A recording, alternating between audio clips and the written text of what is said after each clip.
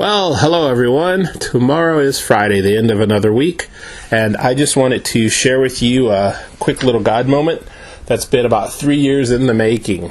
We have a fence that is 20 years old, and about 3 years ago, I noticed that the fence was leaning over a little more and a little more, and that the wood was rotting out and the post was rotting out. I got a quote for replacing the fence, and the quote was for $10,000. I got several quotes. They were all right around $10,000 because we live next to a street. We have a corner house, and the dirt in the backyard is about 2 feet higher than the dirt right next to us on the street. So you have to have a retaining wall to keep all the dirt in, and then the fence has to be like on top of the retaining wall or part of the retaining wall. And I don't have $10,000 for a fence, okay? Pastoring does not pay that much. And so anyway, I've just been, every time I look at that fence, I just say, well, this is going to be a story of your faithfulness, God. Like right here, this video, it's hailing out, and you can kind of see the fence a little bit. You can't see how bad a shape it's in, but every time it would rain or hail or something, I would just be, okay, God, this is going to be a real story of your faithfulness one day. And so anyway, I started counseling a young man at the church. He's 20 something years old, and anyway, I didn't know much about him. He just needed some counseling, and so I was talking to him. And anyway, one day he came over and he saw the fence, and he was saying, we need to get you a new fence. And I said, I agree. Do you have one in your back pocket? And he was like, no, but I think I can get you a new fence. And I was like, okay. Well, come to find out his grandfather had started a fence company years ago. His father had taken over the fence company, is running it, and now his brothers were in the fence company, and he's a part owner. And so they build fences for a living. And their company regularly donates fences for good causes. And so he said, I've talked to, my company, my brothers, my father, and everything, and since you're a pastor and all, we want to, and you're helping me out, I don't charge for anything. I mean, it's just part of being a pastor. He said, we want to give you a new fence. And so I was like, well, that is so great. I'll pay it out. I'll pay every dime. If you can give me, some time to pay it out, I'll pay it. And I said, no, we want to give you a new fence. Like, it's not going to cost you one dime. And I was like, are you sure, this isn't going to cause you hardship? I mean, you're positive. Oh, yeah, absolutely. So on Tuesday, a truck pulled up and started pulling down my fence. And I had parts of fence in my yard. I had, stacks of wood everywhere where they were tearing this fence down. And then they started digging holes for a metal post. There were wooden posts there. They were kind of amazed it made it 20 years, but they started putting metal posts in and then putting concrete around them and making sure they were nice and straight. And you can see what I'm talking about. There has to be that lower part of the fence that keeps all that dirt in place, because it's a whole different level than the house, because pretty soon the backyard would be in the street, and then the dirt under the foundation would follow, and then the house would crack in half, and all sorts of bad things would proceed to happen. So anyway, so as of right now, the posts are all nice and straight and in a line, and tomorrow they should come and put all the wood on the fence. And this is a picture they sent me of what the fence will look like after all the wood and everything is on there. And so it will be a really nice, good-looking fence.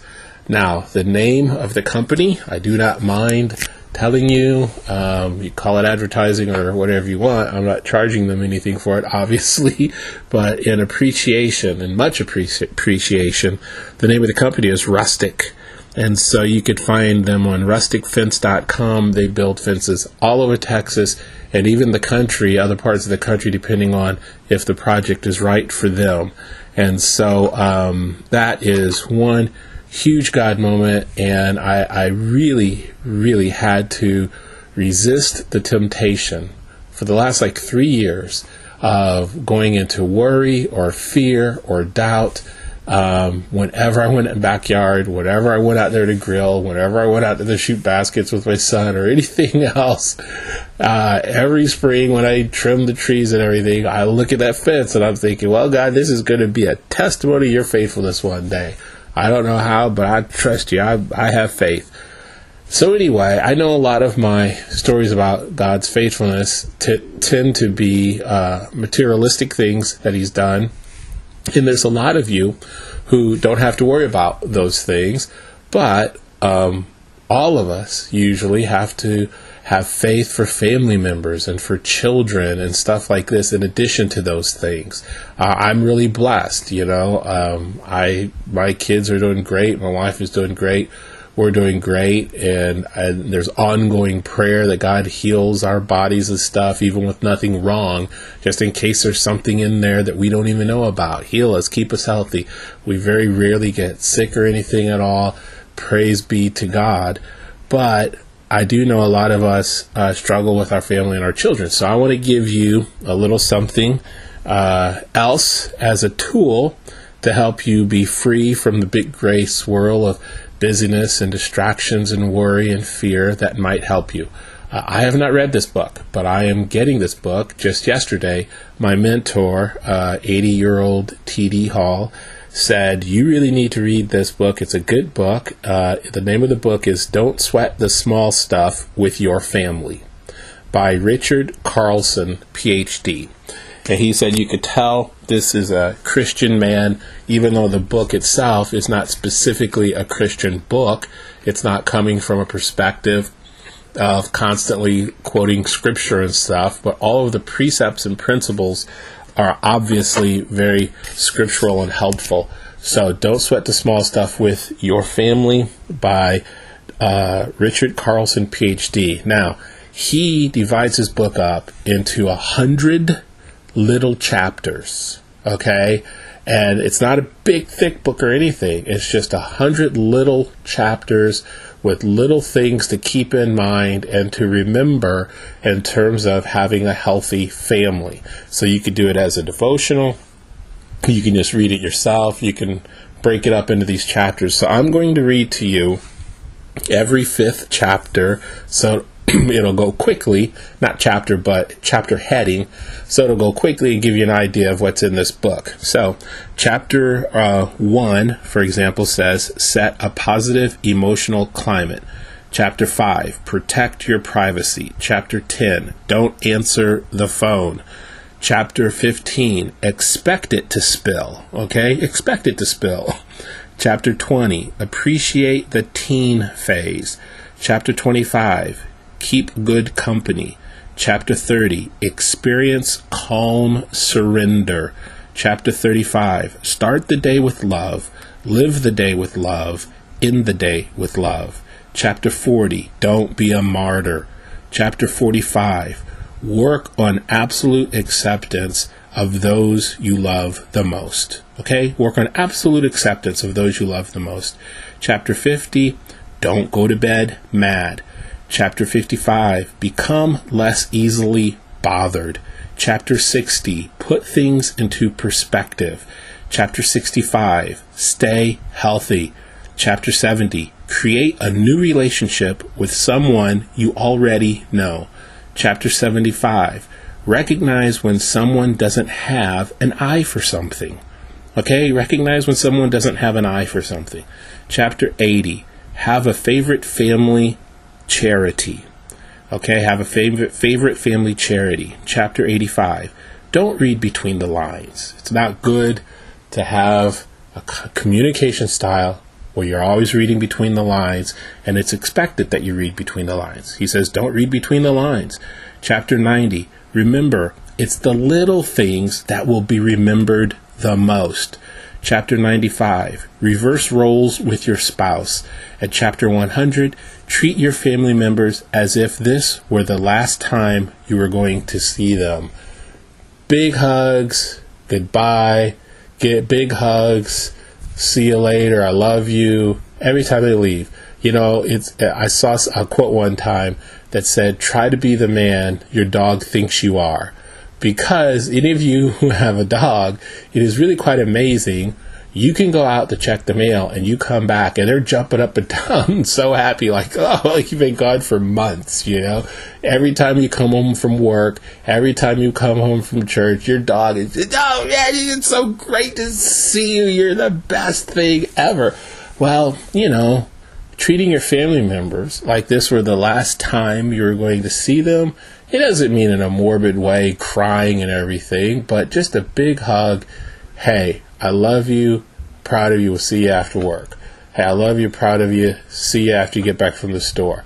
You know, Joel Osteen says that he's one of the most blessed men in the world because the last thing his father ever said to him was, I'm proud of you and I love you.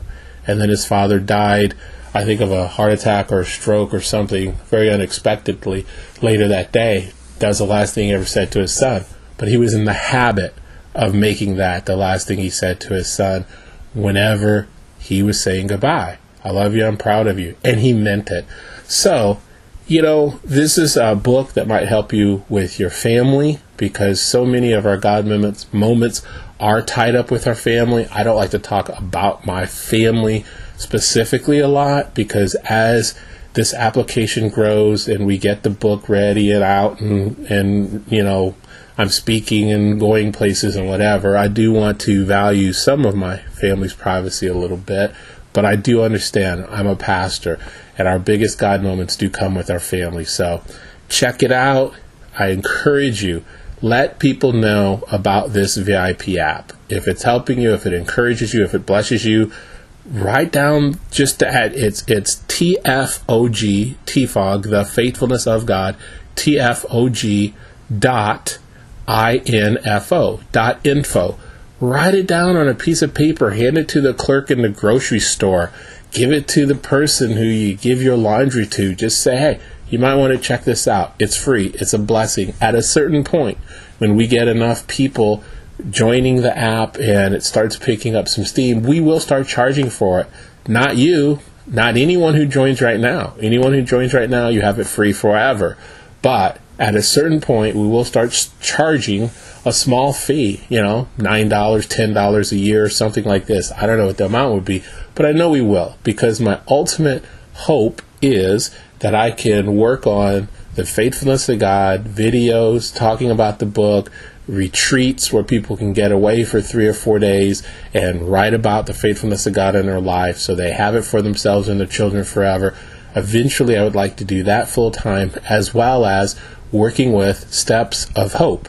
That's stepsofhope.com if you want to check them out. That's the nonprofit charity that the faithfulness of God and all of my efforts lives under.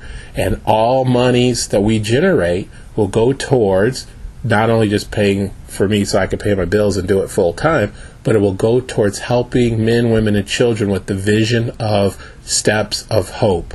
So we really want to do well to get these things involved. So let people know. Have a great weekend and a great week. Look for your God moments.